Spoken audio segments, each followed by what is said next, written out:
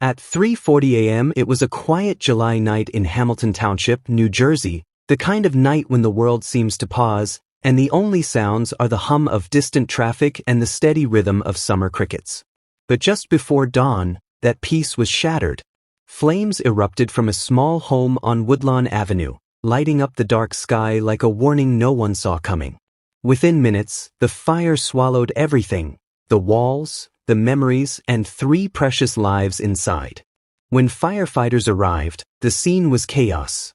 The house burned so fiercely that neighbors, awakened by the crackling blaze and sirens, could only watch in disbelief. They prayed that somehow, someone would come running out of that house. But no one did. Inside were Tiffany Abrams Jones, a loving mother and grandmother, her husband, Prince Jones, and their 9-month-old granddaughter, little Melanie Sanders.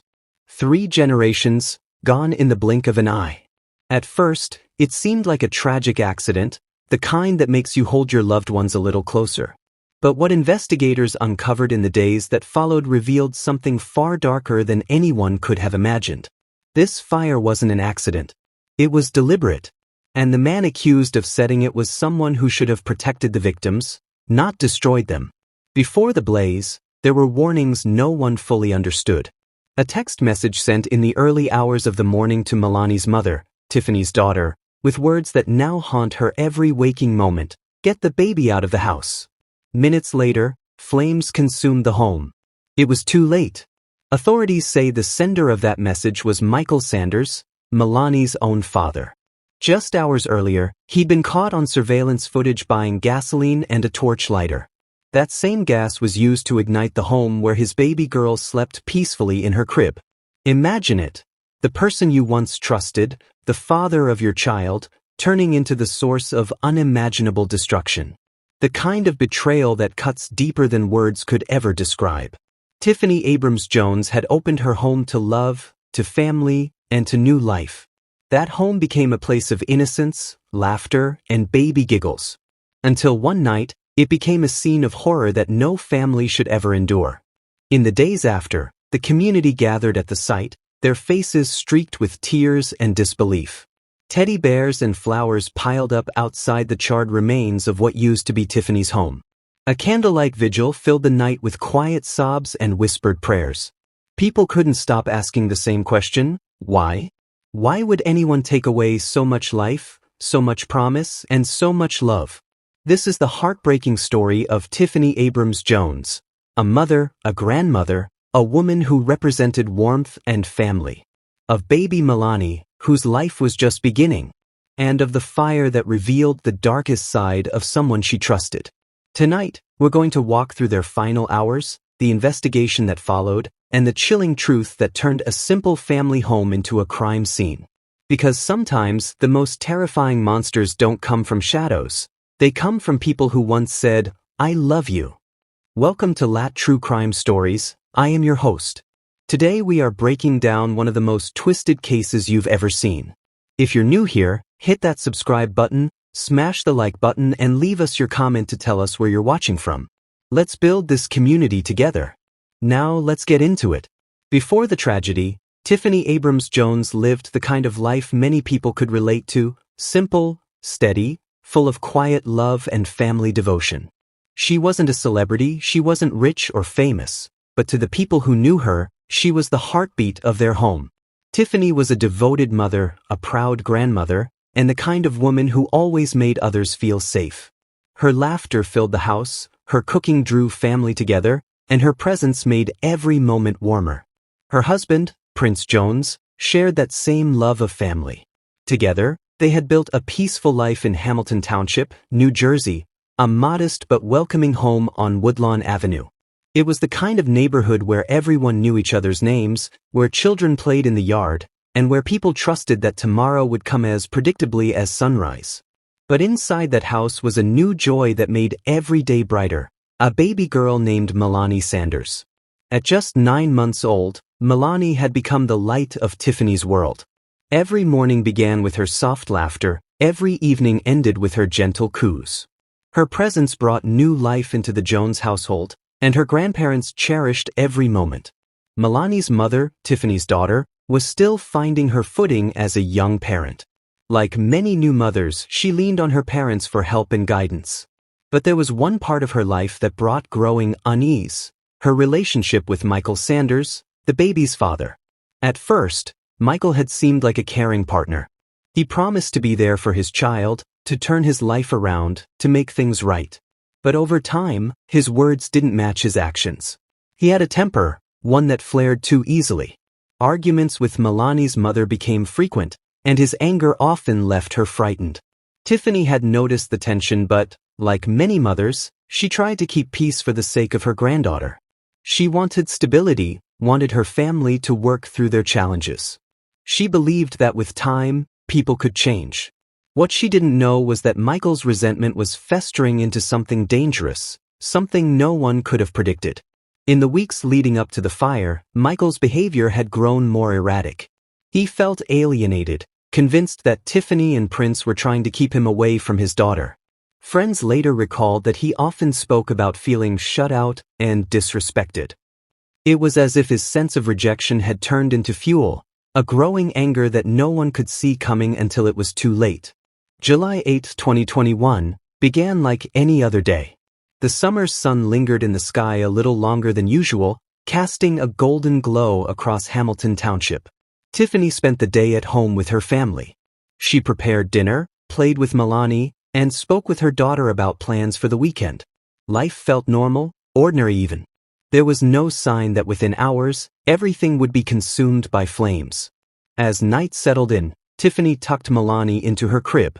The baby drifted to sleep, unaware of the danger closing in. Prince turned off the lights, kissed his wife goodnight, and the house fell into silence. Meanwhile, miles away, Michael Sanders was on the move. Surveillance footage later showed him at a local gas station, calm, deliberate, buying a gas can and filling it with fuel. Cameras caught him purchasing a torch lighter shortly after. To anyone else, it might have looked like a routine errand. But to investigators who would later review the footage, it was the beginning of a horrific chain of events. Sometime after 3 a.m., a text message appeared on Milani's mother's phone. It came from Michael. The message read, "Get the baby out of the house." At that moment, no one knew what he meant. The message seemed strange but not immediately alarming. Minutes later, the fire began. First, we are following breaking news just into our newsroom within the last hour. Mercer County prosecutors say a man has been arrested for setting a fire that killed 3 people, including his own baby girl in Hamilton Township. Michael Sanders is facing a number of charges, including 3 counts of first-degree murder. Prosecutors say he was arrested this morning. The fire happened early last Friday. Sanders' 9-month-old little girl and her grandparents were all killed. Investigators say Sanders was seen on surveillance video buying a torch lighter and cigars. They also say he allegedly warned the baby's mother, texting her to get out of the house hours before. At 3:40 a.m., neighbors were jolted awake by the sound of an explosion, a deep, roaring crack followed by the sight of orange flames rising against the dark sky. Calls flooded 911 as smoke poured from the windows. Firefighters arrived within minutes, but the flames had already consumed most of the structure. The heat was so intense that they could barely get inside. Inside, Tiffany and Prince Jones were trapped, along with baby Milani. The smoke spread fast, suffocating the air, turning familiar rooms into a deadly maze. In those final moments, Tiffany likely did what any grandmother would. She tried to reach her granddaughter, to save her, to protect her one last time. But the fire moved faster than any human could. When the fire was finally extinguished, the house stood in ruins. Firefighters found Tiffany and Milani inside. Prince Jones was rescued but critically injured. He was rushed to the hospital, where he later succumbed to his injuries. By morning, the once bustling street was lined with police tape and investigators in protective gear. Neighbors gathered outside, some still in pajamas, their faces pale with disbelief. "They were such a nice family," one neighbor said. "Always smiling, always together. I can't believe this happened." The fire department quickly determined that the blaze was suspicious. The burn patterns, the presence of accelerant, and the timing all pointed toward arson. And when detectives learned about Michael's text, that chilling message, their focus narrowed immediately. Within hours, Michael Sanders became the prime suspect. The surveillance footage, the receipts, and the digital trail led investigators straight to him. He was arrested and charged with 3 counts of murder and 2 counts of aggravated arson. As news of his arrest spread, the community's grief turned to outrage. People struggled to comprehend how a father could do something so devastating, not just to his child, but to an entire family. Back at the scene, the smell of smoke lingered for days. The house, now blackened and hollow, stood as a haunting reminder of what was lost. Friends and strangers began leaving flowers, candles, and teddy bears along the sidewalk. A handwritten note taped to the mailbox read, "We love you, Tiffany. Rest easy, baby Milani." In those early days, grief overshadowed everything. But behind that grief, questions began to stir, questions that demanded answers. Why did Michael do it? What pushed him to this point? And could anyone have seen the warning signs before it was too late? This was no longer just a tragedy. It was the beginning of a quest for truth, a search to understand how love, heartbreak, and rage could collide in such a devastating way. The morning after the fire, Hamilton Township was unrecognizable. The air still carried the scent of smoke and damp ash. Police cruisers lined the street, crime scene tape fluttered in the soft summer breeze, and investigators moved through the wreckage of the Jones home like ghosts searching for answers. The once vibrant, welcoming house was now little more than a skeleton, blackened walls, charred furniture, shattered glass glinting in the sunlight. Neighbors stood in stunned silence, whispering in disbelief as firefighters combed through the ruins. One of them found a small pink pacifier lying near what used to be the front door. It was melted at the edge, half-burned, but still recognizable. A symbol of innocence caught in an unimaginable nightmare.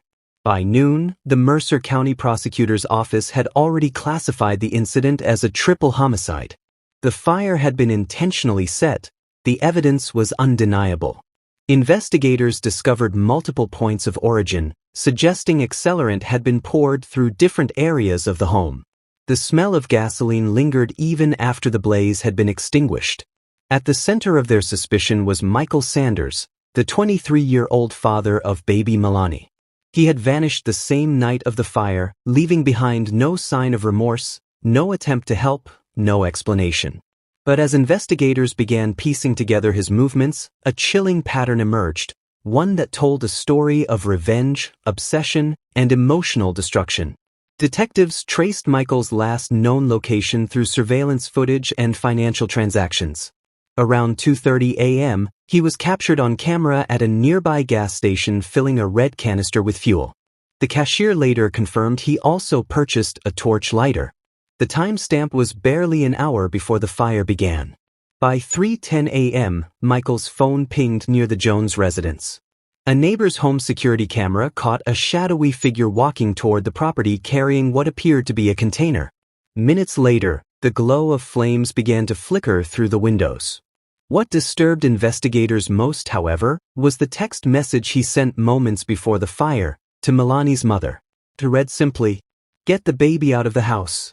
It was both a warning and a confession, a message that, in hindsight, revealed everything. Detectives tracked Michael down less than 24 hours later. He was found hiding at a relative's house in Trenton, sitting silently as police surrounded the building. When officers entered, they found his clothes smelling strongly of gasoline. He didn't resist arrest. He didn't even ask why he was being taken. He just looked down, hollow, as if the weight of what he'd done had already crushed him. As police began interviewing family and friends, a clearer picture of Michael's mindset came into focus. For months, his relationship with Milani's mother had been spiraling downward. He struggled with controlling his emotions, often expressing jealousy and anger when he felt excluded. When she decided to end things for good, Michael took it as a betrayal, not just by her, but by the entire Jones family. He accused Tiffany and her husband, Prince, of turning his daughter's mother against him. According to text records and witness statements, he repeatedly said they were keeping him away from his baby. He'd show up uninvited, demanding to see Milani, sometimes shouting in the front yard until Tiffany would calm him down. Friends later told investigators that Michael had spoken ominously about making them all pay. At the time, no one took his words seriously. He'd made threats before but never acted on them. But now, those statements became haunting premonitions. Detectives uncovered even more disturbing details. Michael had searched online for phrases like, "How to start a fire without getting caught," and "How long does gasoline burn indoors?" He had also deleted several messages from his phone hours before the blaze, though digital forensic experts were able to recover them. In those texts, he expressed hatred, hopelessness, and a fixation on control, especially over the people he blamed for his pain. As the news broke, shockwaves rippled through the community. Local headlines screamed of a father accused of killing his baby and her grandparents in a fire. The tragedy dominated every conversation, from coffee shops to church pews. For Tiffany's daughter, Melani's mother, the grief was indescribable. She had not only lost her parents and her child, but she also had to confront the horrific reality that the man she once loved was the one responsible. She withdrew from public view, her heart shattered. Friends described her as a shell of herself, unable to process the magnitude of her loss. At the hospital, detectives had the agonizing task of informing surviving relatives. Tiffany's sister collapsed when she heard the words. "They didn't deserve this," she cried. "They were just good people. Family people." Meanwhile, the community came together to mourn. Candlelight vigils were held outside the Jones home. Balloons floated into the sky, carrying messages like "Fly high, baby Melani," and "Justice for Tiffany." The fire site became a memorial, a place where people brought flowers, prayers, and tears. But even in the midst of mourning, anger began to grow. How could something like this happen without warning? Could it have been prevented? And what kind of man could carry out such destruction against his own child? Within weeks, Michael Sanders was charged with 3 counts of murder, 2 counts of aggravated arson, and 1 count of endangering the welfare of a child. His mugshot, released by the Mercer County Prosecutor's Office, showed a blank expression, no tears, no emotion. It was hard to reconcile that face with the monstrous act he was accused of committing. In court, prosecutors laid out their case in painstaking detail. They showed the gas station footage, the digital evidence, and the recovered texts. The timeline was airtight. Michael's defense attorney attempted to argue mental instability, that he'd acted in a moment of emotional breakdown. But prosecutors countered that every step was deliberate. The gas purchase, the drive to the house, the text message, the timing of the fire, it was all planned. The community attended each hearing in quiet fury, filling the courtroom with the faces of grief and loss. Tiffany's relatives sat in the front row every time, clutching framed photos of her and baby Melani. They wanted Michael to see what he had taken from them, not just lives, but generations of love. As the case unfolded, more chilling details emerged from the autopsy and forensic reports. Investigators determined that the victims had likely been asleep when the fire began, giving them little to no chance of escape. The accelerant had been poured near the main exits, blocking their path. It was an act of control, of pure vengeance. And it changed everything. When the full truth became public, the emotional devastation was complete. News outlets across the nation covered the case. The story of a man who destroyed his own family out of rage. It was too heartbreaking to comprehend. But beneath the tragedy, something else began to rise. A call for awareness. Domestic violence advocates stepped forward, reminding the community that not all abuse leaves visible bruises. Emotional manipulation, control, and threats can escalate to devastating violence if ignored. Tiffany's family began speaking out, determined to turn their pain into purpose. They urged others not to dismiss red flags, not to excuse anger, and to take every threat seriously. "If you feel unsafe," Tiffany's sister said in a news interview, "don't wait. Get help. Because we didn't see this coming, and now our whole world is gone." In Hamilton Township, the Jones family's story became a cautionary tale, one that echoed far beyond their neighborhood. Churches, schools, and community centers began hosting discussions about relationship violence and intervention. Their story became a symbol of both unimaginable loss and unbreakable resilience. As the investigation closed and the court prepared for trial, one haunting detail continued to echo through everyone's mind: that single text message, "Get the baby out of the house." It was a warning that came too late. A message that carried both guilt and confession, showing that in his final moments of control, Michael Sanders knew exactly what he was about to do. And yet, he did it anyway. The world would soon watch as justice caught up with him. But for Tiffany, Prince, and baby Milani, justice could never undo the flames that took them. The courtroom was silent except for the steady ticking of the clock. Every seat was filled, reporters with notepads, members of the community holding hands, and family members clutching photos of Tiffany, Prince, and baby Milani. For more than a year, they had waited for this day, the day when Michael Sanders would face justice for the inferno he unleashed. When the guards led him into the room, shackled and expressionless, the air seemed to tighten. He walked without emotion, eyes fixed on the floor. No one could read him, but everyone could feel the tension, the weight of what he'd done hanging in the air like smoke that refused to fade. Prosecutors began their final arguments with quiet precision. They didn't raise their voices. They didn't need to. The evidence spoke louder than anything words could describe. The gas canister, the torch lighter, the text message, the surveillance footage, the accelerant patterns, the heartbreaking reality that 3 innocent souls never stood a chance. The prosecutor's voice broke as she said, "This wasn't an accident. It was a decision, a deliberate act of rage and control. A man who could have walked away chose instead to burn everything: his child, her grandparents, and their home. That choice defines him." The defense tried to paint Michael as a broken man, a young father spiraling under emotional turmoil, claiming he snapped in a moment of overwhelming pain. But the jury had already seen too much.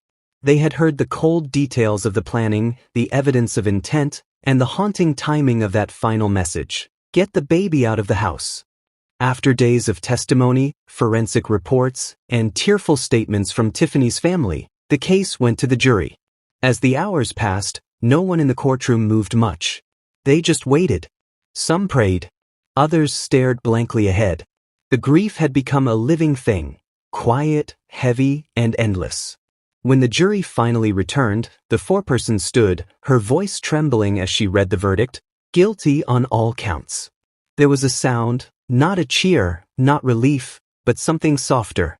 A collective exhale from people who had carried pain too long. Tears streamed silently down faces. Tiffany's sister gripped her daughter's hands so tightly her knuckles turned white.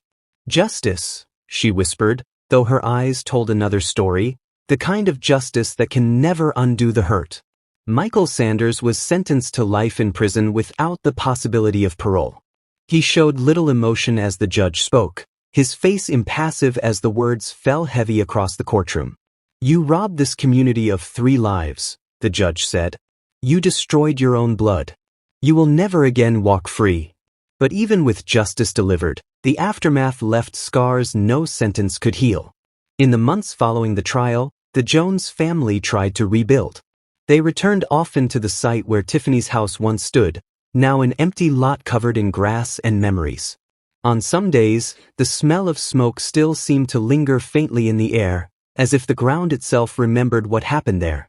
Family members began organizing community gatherings in Tiffany's name, events focused on domestic violence awareness and family healing. At these gatherings, people shared their stories, some for the first time, of feeling trapped or controlled in relationships. Tiffany's daughter spoke publicly once, her voice trembling but strong. "I ignored signs," she said. "I thought he would change. I thought love could fix him. It couldn't, and it cost me everything." Her honesty sparked something powerful. Survivors began reaching out, saying her courage gave them the strength to walk away from dangerous relationships. Out of unimaginable tragedy, a wave of awareness began to rise, one built on pain, but also on purpose. At the annual candlelight vigil held on the anniversary of the fire, hundreds gathered again. The crowd glowed under flickering candlelight. Children released balloons into the sky, each one carrying a note: "We love you, Tiffany. Fly high, baby Milani. you're never forgotten. As the candles burned, someone played Tiffany's favorite gospel song, the same one she used to hum in her kitchen while cooking for her family. It drifted through the crowd, mingling with the sound of soft sobs and whispered prayers. Even in death, she brought people together. Meanwhile, inside the cold walls of a state prison, Michael Sanders lived out his days in silence. Fellow inmates said he kept mostly to himself, never speaking about his case. There were reports that he sometimes asked for photos of his daughter, but none were ever sent. For the outside world, the case became a sobering reminder of how quickly love can twist into tragedy when anger and control take hold. Experts on domestic violence began citing the case in interviews, pointing to the danger of coercive control, patterns of behavior that escalate from emotional manipulation to physical violence. A local pastor who officiated Tiffany's memorial said it best, "We can't bring them back, but we can make sure their story saves others. That's how we honor them." Slowly, the pain began to transform into purpose. Tiffany's name became attached to local advocacy groups. A scholarship fund was created in her memory to support young mothers rebuilding their lives after escaping abusive situations. Her daughter, though still grieving deeply, poured her heart into that work, determined that no other mother should feel alone the way she once did. The tragedy that destroyed one family became a beacon of awareness for thousands of others. Even years later, people in Hamilton Township still talk about Tiffany Abrams Jones, the woman whose laughter could fill a room, whose kindness could make strangers feel like family, whose home was always open to anyone in need. They remember Prince, the calm presence who always helped neighbors fix their fences. They remember baby Milani, with her tiny curls and infectious giggle, whose short life reminded everyone of pure innocence. Their story became etched in local memory, a reminder of love, loss, and the silent dangers that can hide behind closed doors.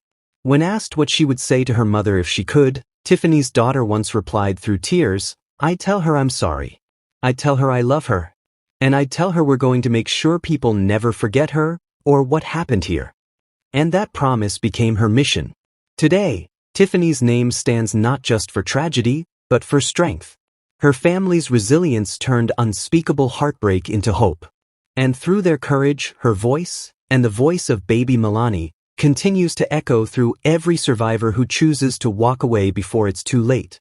If you've watched this far, let this story serve as more than a tragedy, let it be a wake-up call. If you or someone you know feels unsafe, unheard, or controlled in a relationship, please don't wait. Reach out for help. Love should never hurt. It should never isolate you, never make you fear for your safety. Tiffany, Prince, and baby Milani's story reminds us that danger can come from those we least expect, but it can also be prevented when we choose to speak up, reach out, and protect one another. This video isn't just about loss. It's about awareness, courage, and the power of community. If this story touched you, please take a moment to like this video, subscribe, and share it so more people can hear their story. Every share could help save a life. Because remembering Tiffany Abrams Jones isn't just about mourning what was lost, it's about making sure her legacy protects others from ever enduring the same pain. Gone, but never forgotten. Justice was served, but her story lives on, lighting the path toward awareness, safety, and love that truly heals.